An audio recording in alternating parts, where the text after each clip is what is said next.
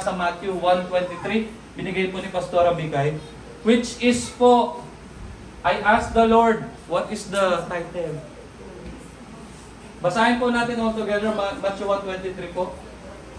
Go ahead po. The virgin will conceive and give birth to a son, and they will call him Emmanuel, which means God with us. The virgin will conceive and give birth to the son. And the title po, it's about that sign. It's about that sign po. All of our life po, humingi tayo ng sign. Tama po? Tama po ba? Nung pumunta ka sa Bahamas, you ask for a sign. Tama po ba? Who would have thought na alam niya po yung Bahamas? Wala po. Lagi lang natin naririnig yan sa mga nagpapageant, ang lugar na palaging binabaha, Bahamas. Wala pong nakakaalam. And we ask for a sign.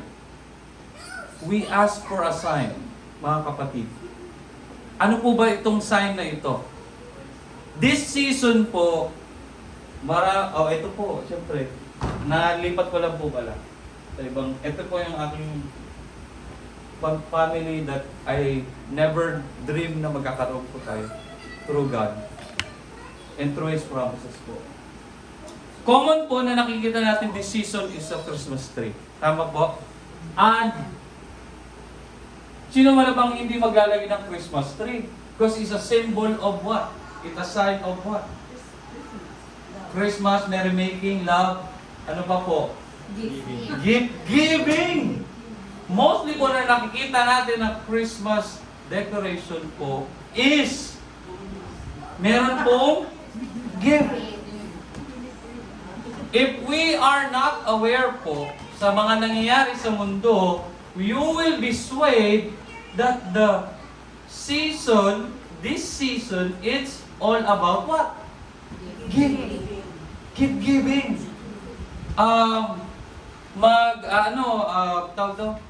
Magsasama-sama ang pamilya. Reunion. Okay? I-check nila kung sino yung mga medyo nakaangat-angat, siyempre, napabayaan sa kusina. Siyempre, ma-hurt ka. Bakit yun na napansin? Hindi yung beauty mo. Di ba? O kaya naman, meron naman dyan yung pataasan, o ilan na yung kotse mo. Which is, hindi po yun. Hindi po yun, tanggalin po natin stigma. Masaya na po na nakikita natin yung pamilya natin na healthy. Kasi ano po, yun po sana yung ano natin, focus natin. Hindi yung panlabas lang, mga kapatid, panlabas lang. Ang symbolic or sign na dapat nating makita, hindi ko naman sinasabi na biblically dapat meron po tayong manger. Di ba po? But, maganda rin po yun na interpretation para po masabi po natin bakit kayo may manger. Para po masabi natin kung ano yung story behind. Napakahalaga po na meron tayong mga symbolic na ganyan. Kasi ikaw na sa pamamagitan ko ay nakakapagturo. Hindi mo alam nagiging pastor ka na. O bakit may tatlong wise man? Bakit may star? Bakit may angel? Bakit may donkey? Bakit sa manger, hindi sa hospital? Hindi sa clinic? Kasi people is asking for the truth. And ikaw yung sign na nag-carrier ng sign po, mga kapatid. Mas maganda makita sa Christmas tree natin, kung yung mga amo po natin, meron po silang mga Christmas tree, ilagay nyo naman yung manger. Boss, pwede po ba umorder tayo ng manger? Pwede nyo na po ganun yun, di ba? Pwede ka mo humiri. Ay, okay. Bakit kaya? Bakit gusto mo lagyan ng manger? Doon mo nasasabihin. Naisip po ba natin yun? Sige na. Mabilis lang naman yan, di ba? Amazon. Ipa-ship it mo. Tapos, magiging instrument ka pa ng good news, mga kapatid. Isa pong research group po si George Barna and his research group po. Sabi po doon, yung American Belief System po, meron po silang tinanong ng mga Americans po that 88% po, kiniklaim po nila Christian sila. And 37 of that group thought Jesus thought the birth is important po. 12% lang, 37% ng 88 po, mga kapatid, ang nagsasabi ng naniniwala sila na importante yung Christ's birth. This research po, 7 years ago pa to.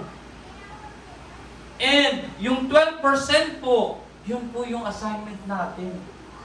12% po ng population, hindi lang sa Amerika, sabihin natin, kada bansa, iba-iba yan ng percentage eh. Kailangan alam din natin yung mga datos, no? 12% doon, ang pagkakaintindi nila po is they believe on gifts and get together lang, which is napaka-shallow, mababaw. 12%. At kailangan natin, yun ang kailangan natin yung pag-pray, mga kapatid. Yung 12% na hanggang ngayon, or 17 years ago, siguro nag-increase na to eh. Diba? Lumobo na to. Sabihin natin. Diba? We need, kapatid, na hindi lang tungkulin ng isang pastor o ng isang lingkod. Kayo po, sama-sama tayo, hanin na. Tapikin mo yung katabi mo ngayon. Oo, tapikin. Tapikin nga. Gisingin mo. Ikaw yung kailangan. Ikaw. Ayan, ikaw talaga. At hindi nila pinapaniwalaan yung virgin birth po, mga kapatid. But in science field po, sa science realm, meron po ding nangyayaring yun. Okay? Na nagko-conceive, meron nag-conceive through a supernatural birth, which is the virgin birth po. Yung mga bubuyo, when I was researching, also asking the Lord, wow, meron na pala ng mga nangyayari na to. Okay? Yung drone po, ang tawag po dun sa mga male bee po, nakakabuo sila through the unfertilized egg po. And then, kapag naglagay ka ng marami, sa isang salt solution po, pag nilagay niyo po yung marine worms, nakita na ba kayo niyan? Di ba? Marine worms, pag nilagay niyo po yan in a different salt solution, makakabuo po ng another worm. Common sila. Pero hindi po yun yung pinaka-essence po. It is not the unknown phenomena na dinideclare ng Bible, mga kapatid. The unknown phenomena was Mary's pregnancy. Through what? Through hindi natural yung way niya. Kung hindi, a baby born on a virgin's womb through the Holy Spirit. Holy Spirit po, i-unlock po natin yan. And even Jesus experienced po yung pagdududa. At talagang pinagalitan siya. Di ba? This is happened po nung nagkaroon po ng yung si Mary po, di ba, yung prostitute. Okay? And then, God do the miracle sa kanyang buhay. Sabi doon sa John 8:41, you are doing the works of your own father. We are not illegitimate children. They protested. The only father we have is God Himself. Ang sinasabi po dyan na illegitimate children, yung po yung nangyari 1,000 years ago po, which is yung birth of Christ. Even po yung mga religious leader, they are not believing it. Kahit po nandun na po sila sa sa culture nila, sa bansa nila mismo, hindi sila naniniwala. The Bible is clear about the supernatural birth po, mga kapatid. And even po, nagkaroon pa ng usap-usapan na si Mary daw po ay nakipagrelasyon po sa sundalo po. No? Chinismis pa siya. Roman soldier po sa Galilee na ito po ay dahil sa pagkabit-kabit. O let me use the term sweetheart. Nagkaroon daw ng sweetheart si Mary po sa isang sundalo at hindi po yun virgin birth. At sabi po doon, syempre in the account po, ang nangyari din po is Joseph also wanted to end po yung, yung union po nila. Gusto na nila ng divorce. Sabi ni Joseph. Kasi righteous man siya, hindi po ako yun. Righteous man, hindi ko pwede. Love ko din. Pag pinaghirapan, hindi kailangan alisan. Pinaghihirapan at tinitreasure po natin mga kapatid. Yung mga binigay sa atin. Joseph also wanted but no. Hindi po yun inalaw po ng, ng Panginoon.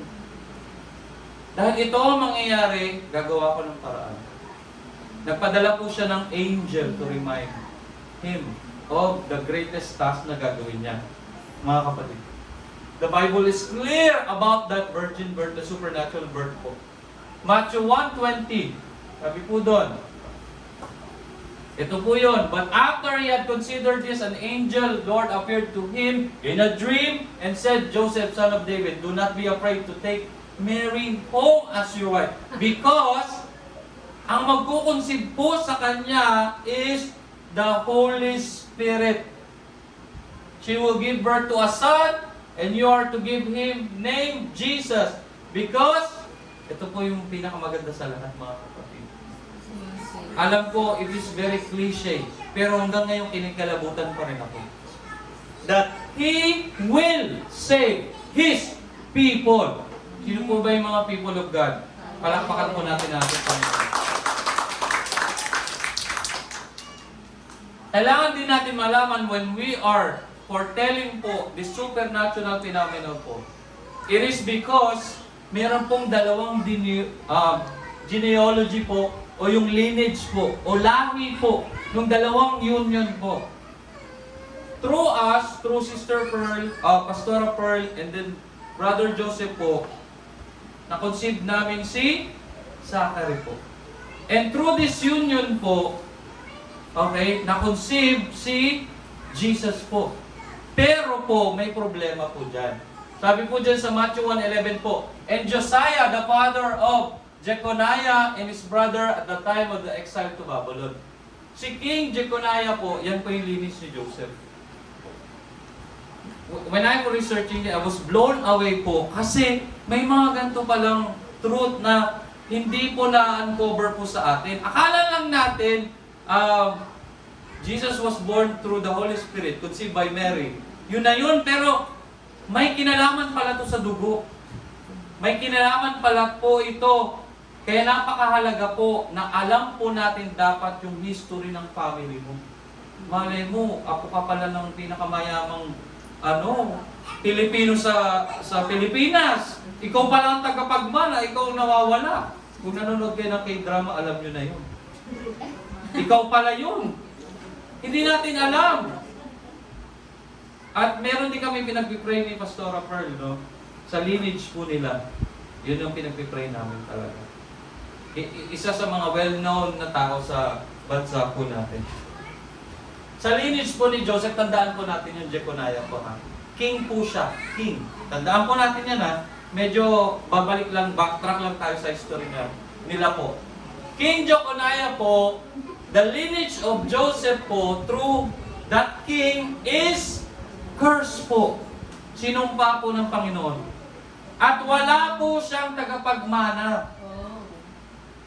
Wala po siyang tagapagmana. Mahalaga po yun na sa isang parent po, di ba, no? Mahalaga rin po na may anak, pero sometimes po, there are other times na hindi po tayo talaga binibiyayaan. Hindi naman ibig sabihin nun, wala na pong importansya po yung union po. Hindi po basihan po ang anak. Okay? Because you could have your spiritual sons and daughter po. And we could adapt po. Tama? Hindi po yan about it. But the thing is, the most important thing, kaya po nagkaroon ng Jesus is kailangan niyang i-represent po tayo. Kaya nga tinatawag na Emmanuel po. Ang ibig sabihin, God in flesh. Kailangan pong may mag-represent po sa atin, mga kapatid. Sabi po dun sa Jeremiah 22:30, this is what the Lord says. Record this man as if childless, a man who will not prosper in his lifetime, for none of his offspring will prosper. None will sit on the throne of David or rule anymore in Judah. Wala po siyang sakseso. Sa lahi po ni Joseph po.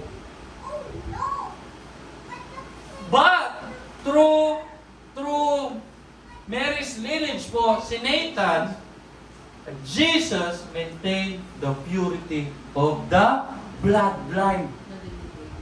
Kailangan talaga magkaroon ng sort na kung saan blameless po, mga kapatid. We could see here, even though you think to yourself that you are not capable, na you are not chosen, you have a past, hindi ibig sabihin po no, na hindi ka pwedeng gamitin ng Lord. Tapikin mo yung katabi mo. Qualified ka. Magpagamit ka na. Magpagamit. Tinatakbuhan mo ang Lord eh. Meron siyang way po, mga kapatid. Ito ha, tingnan mo, mga kapatid basa dito, basa. The son of Belial, the son of Mena, the son of Mataya, the son of Nathan, the son of David, the son of Jesse, the son of Obed, the son of Boaz. Yung mga makikita natin sa Ruth and Boaz, galing yan.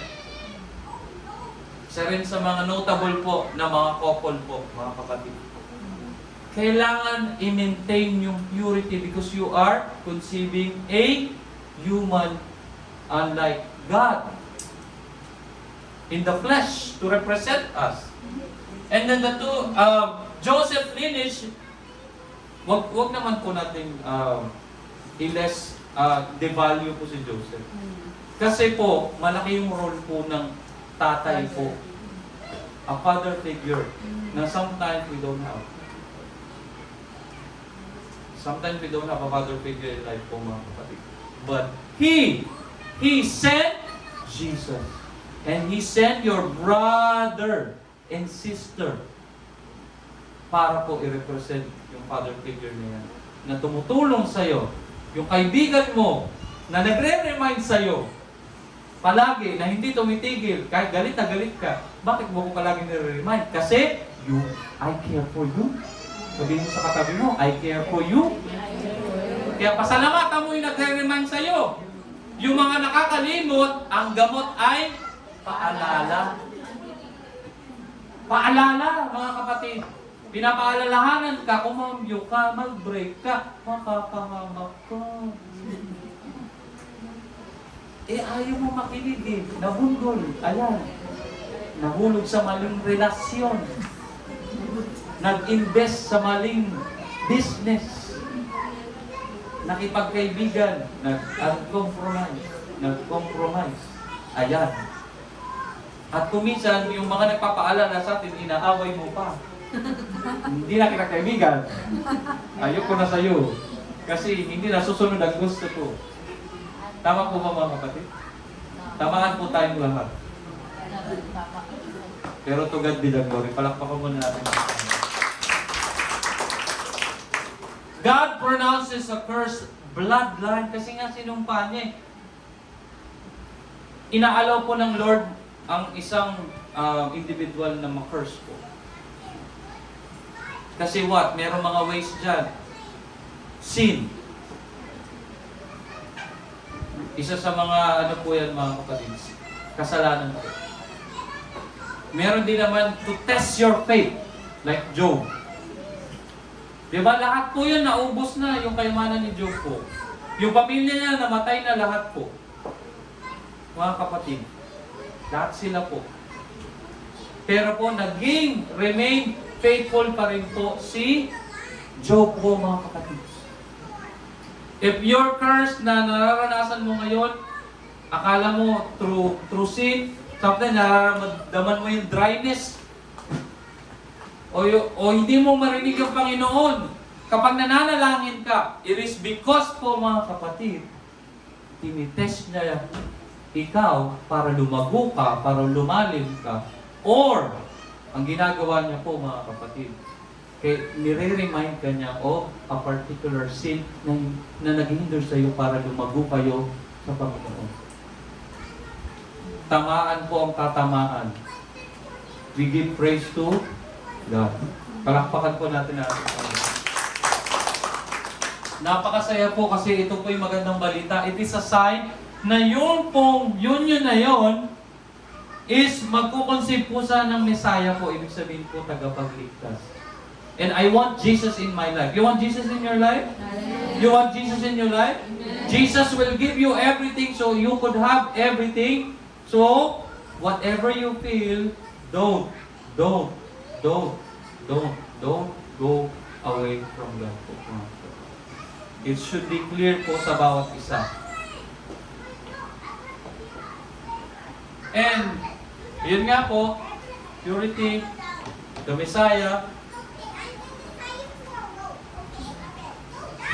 Joseph prophet, dineclare prophet Isaiah po. 6,000 years ago, inano niya po ito, mga kapatid. Trinopisign niya na po ito bago pa po dumating yung sign na yon. Sabi niya po doon, si King Ahaz po is the king during that time po. Napakasamang hari at dinala niya po yung idolatry po sa Israel. And yung mga other king po, bakit sinasabi? Bakit ang dami pong hari? Kasi sa Israel po, marami pong region po. Parang lugar po sa Israel nakahati into different kingdoms po. At yung hari na yon is gusto po nila na patayin si King Ahaz at papalitan nila ng decoy nila na hari para makontrol nila. And pero si King Ahaz po, dahil nanganganib ang kanyang buhay at ang kanyang succession na sa kanyang pagiging hari po, nakipag-alliance po siya sa hari po ng Assyria na si King Tiglath-Pileser. Pag mahaba talaga pangalan, medyo mga mga kontrabida eh. Oo. No? Tiglath-Pileser. At meron po kagad na pinadalang sign ang Panginoon. True prophet. Isaiah po. Ni-rebuke po siya ni Prophet Isaiah na bakit ka nagtitiwala kung sino-sino? Bakit ka nagtitiwala sa kung sino-sino? Bakit hindi ka magtiwala saan? Kanino? Sa Diyos. Dahil ang gagawin ng Lord, poprotektahan niya yung lineage mo at yung royal seed na gagawin niya na hari through your bloodline po. Ay, matigas ang ulo na King Ahaz. Pumangalawa pa! Kaya, sabi ni Isaiah, humingi ka ng sign sa Lord para ikaw mismo malaman mo na God will protect you. Sa buhay natin po, marami tayong hinihinging sign, maraming hinihinging sign. Hindi mo alam, binuhos niya na sa'yo. Binuhos na ni Lord sa'yo lahat. Binuhos na sa'yo yung blessing. In-overflow ka niya. Tapos konting kurot lang, nagduda ka, umalis ka. Tamaan ang tatamaan, papuri sa Panginoon. Pero, we know that God is a God of comeback. Magka-comeback tayo sa sitwasyon. Kung ano man yan, kung meron ka mang unspoken battle, kung meron kang lihim na pakikipag-battle sa buhay, kapatid, I would like to tell you, 2 beses po ni-remind yung hari na to na napakasama. 2 beses na. So, wag po nating antayin pumangatlo pa. Kasi kung nasa Old Testament lang po tayo, kung kinuha natin yung glory sa Panginoon, siguro kinain na tayo ng uod ngayon. Nabutas na. Hinila na tayo pababa. Pero dahil nasa New Testament tayo, which is yung pangako ng Panginoon, which is si Jesus, lahat po ng meron si Jesus, meron din po tayo. Kaya whatever po na nararamdaman mo, do not believe on it because the heart is so deceitful of all. Dito po tayo tinuturuan ng Panginoon na mas lumalim Sabi mo sa katabi mo, dig deeper. Do not rely on our own understanding. Magbasa ka ng Biblia. Hindi ka man matulungan ng kapatid mo. Minsan yung kapatid mo na nagre-remind sa'yo, hindi niya rin maintindihan eh. Actually, brother, sister, hindi ko rin po maintindihan ang Panginoon. Pero, kumapit ka lang sa Kanya. Hanapin mo siya sa pamagitan ng Kanyang salita. Minsan din, dumadating tayo sa point na nag-isolation tayo. Yes, meron pong ganun. Wala bang ganun? Meron. Kasi kailangan mo mag-seek deeper sa Panginoon. At yung panahon na akala mo walang-wala na, meron siyang ibubuhos. May ginawa ka na siya at the back. And then po, mga kapatid, nagbigay po ng another side ang Panginoon kay King Asas po. That a virgin will conceive and bear a son, Emmanuel po. Meaning to say, God with us. Alin po ang nangyari? Alam niyo po yung mga nagbanta sa hari na yon? Kasi magkakaroon po ng anak si Ayasaya po. Nagkaroon po siya ng anak. And then, nung 3 years old po nung anak niya, yung 2 hari na yun namatay.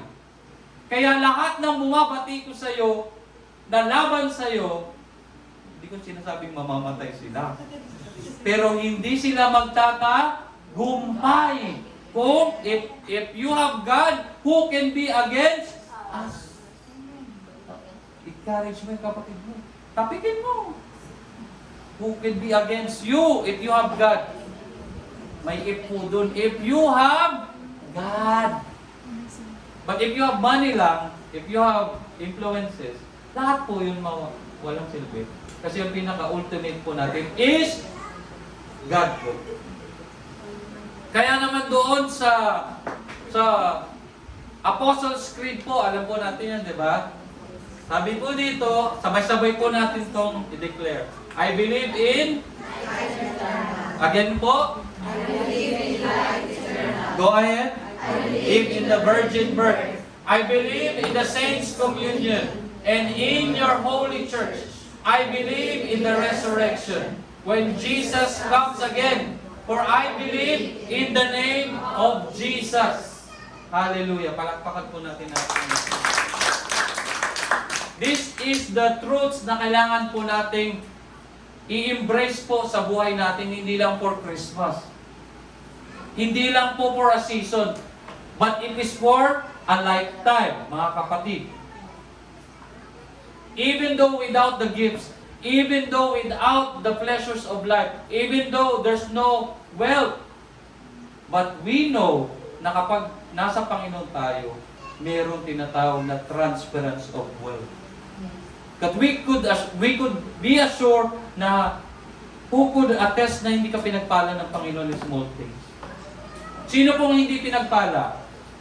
In every day, binigyan ka ng hininga. In every day, binigyan ka ng magandang kalusugan. In every day, binigyan ka ng amo na pagtitiisan para kapag sahod, ibibigay nila at makakapagpadala ka.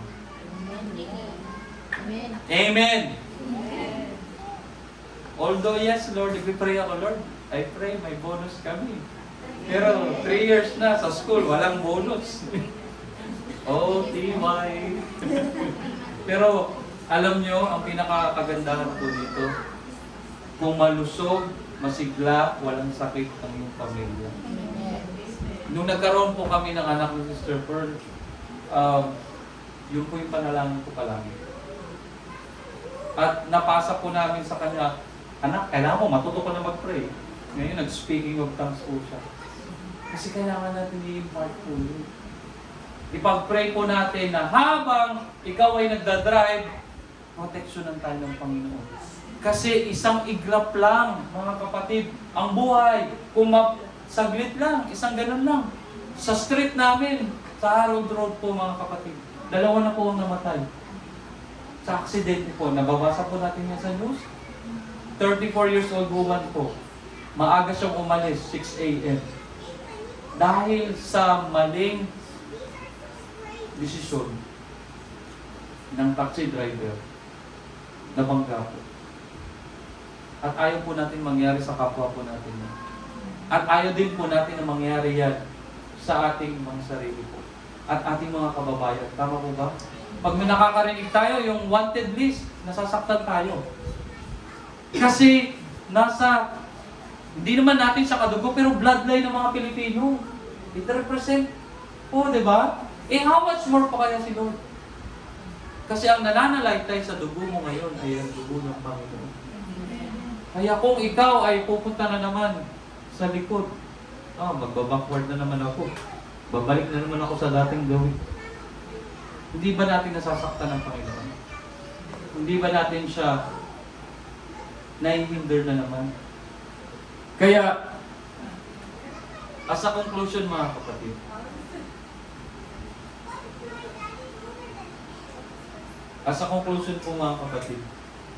what is your response to the sign po?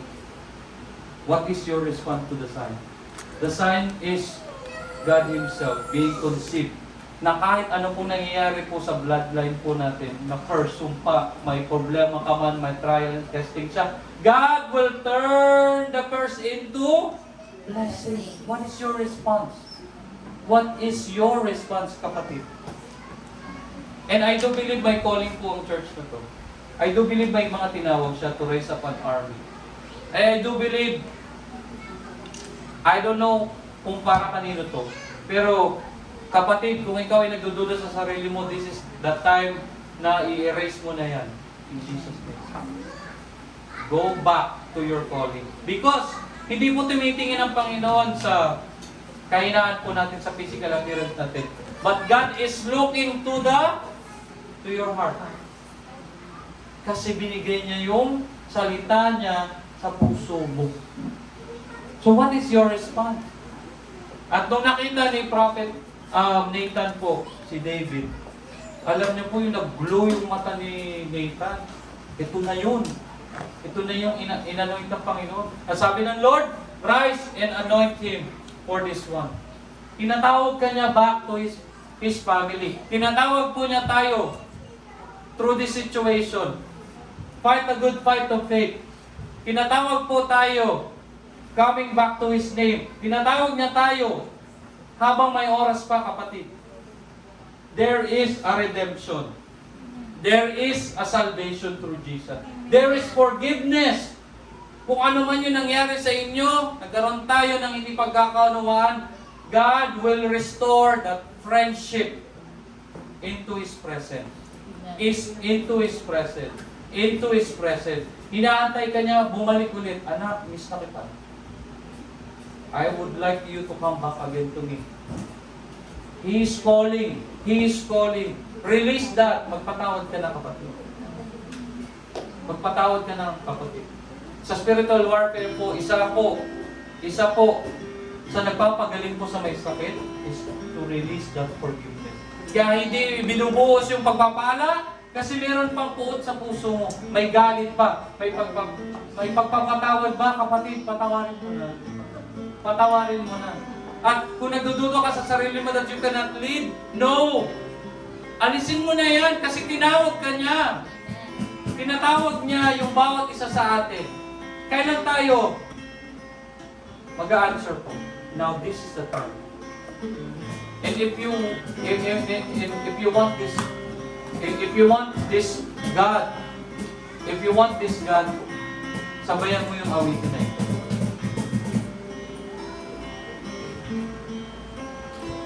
Hallelujah, hallelujah. Thank you, Lord Jesus. Ang nais ko, kagandahan mo ay pagmasdan ang pag-ibig mo sa aking tugon. Kung meron kang gusto ipag-pray sa Lord, mga kapatid, close po natin yung mga ating mga mata. At kapatid, huwag ka mahiya. Huwag ka mahiya sa umagang ito.